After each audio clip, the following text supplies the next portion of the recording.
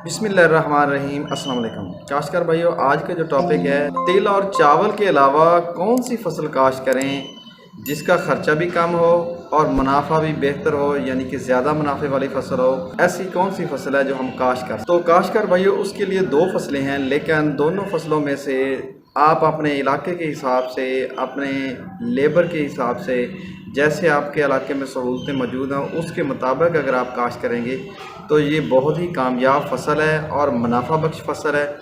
एक तो है कि आप भिंडी काश्त कर सकते हैं। गंदम की कटाई के बाद चावल या तिल के अलावा भिंडी को काश्त करके भरपूर मुनाफा कमाया जा सकता है, लेकिन उन लोगों के लिए ये मुनाफा होगा जिन इलाकों में लेबर है मिल जाती है, यानी कि उसकी जो तुड़ाई करानी होती है, ये सबसे मुश्किल काम होता है भिंडी की फसल से। बाकी उसका काश्त करना, उसकी देखभाल करना, ये इतना मसला नहीं होता, लेकिन सिर्फ इसकी जो तुड़ाई का मसला होता है वो थोड़ा सा बड़ा होता है। अगर आपके इलाके में लेबर की कोई शॉर्टेज नहीं है, लेबर आसानी से मिल जाती है, तो फिर आप भिंडी काश्त करके भरपूर मुनाफा कमाया जा सकता है। भिंडी के अलावा जो दूसरी फसल है वो घिया कद्दू है। तो घिया कद्दू में दो नस्लें हैं, यानी दो किस्म की होती है घिया कद्दू। एक तो गोल कद्दू जो बनते हैं और दूसरा जो लंबे कद्दू बनते हैं जिसको लौकी बुलाते हैं।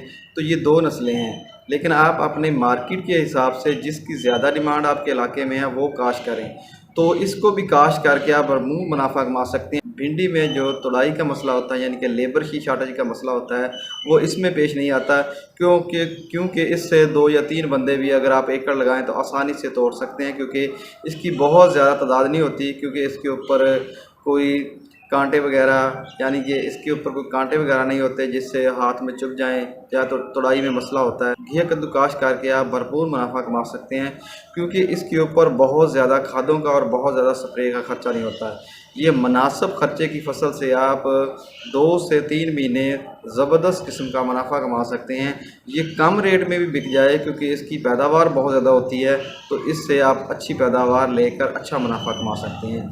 तो इन दोनों फसलों में से कोई भी आप काश्त करके आपके इलाके के लिए जो मौजू हो, जहाँ पे लेबर की शॉर्टेज नहीं है तो आप वहाँ पे भिंडी काश्त करें, और जहाँ पे अगर आपको लेबर की शॉर्टेज का मसला है तो फिर आप घिया कद्दू काश्त कर लें, जिसमें आप लौकी, यानी कि 2 किस्में होती हैं, लौकी काश्त कर सकते हैं, या वही देसी कद्दू जो गोल शक्ल में होता है वो काश्त कर सकते हैं। क्योंकि तिल और जो चावल है इसके एक्सपेंस बहुत ज़्यादा हैं। चावल के तो एक्सपेंस बहुत ज़्यादा, तिल के एक्सपेंस इतने ज़्यादा नहीं हैं, लेकिन तिल की काश्त इस साल बहुत ज़्यादा है, या 2024 में बहुत ज़्यादा काश्त है।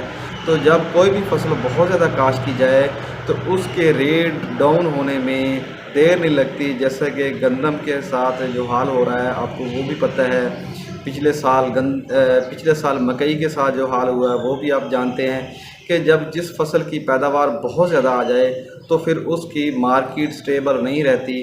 तो लिहाजा आप फसलों को थोड़ा सा तब्दील करके लगाएं। भेड़ चाल वाला सिस्टम है वो ना करें, यानी एक फार्मर ने लगाया तो वो सभी वही काश्त करना शुरू करते हैं, जिससे एक फसल बहुत ज़्यादा पैदावार आ जाती है, मुल्क की सतह पर बम्पर ख़राब हो जाती है, जिससे क्योंकि हमारे मुल्क में एक्सपोर्ट के इतने ख़ास अच्छे इंतज़ाम नहीं हैं कि हम किसी भी अच्छी फसल की जो पैदावार है उसको फौरी तौर पर एक्सपोर्ट करके ज़िम्मेदार की हौसला अफजाई या उसके मुनाफे का तहफ़्फ़ुज़ किया जाए, ये हुकूमती सतह पर सरपरस्ती नहीं मिलती। लिहाजा आपने हमेशा फसलों की काश्त मौके के हिसाब से, और देखें कि जब बहुत ज़्यादा कोई फसल काश्त हो है तो आप थोड़ा सा चेंज कर लें, क्योंकि जब बहुत सारे फार्मर एक ही फसल के पीछे लग जाएंगे तो रेट के मसाइल बनते हैं, उसको सेल करने में मसाइल बनते हैं। तो लिहाजा ये भेड़ चाल ख़त्म करें और मुतहद होकर काश्तकार भाई अपनी अपनी ज़मीनों के मुताबिक, अपने इलाक़ों के मुताबिक फसलें काश्त करें, ना कि एक ही फसल के पीछे लग जाएँ।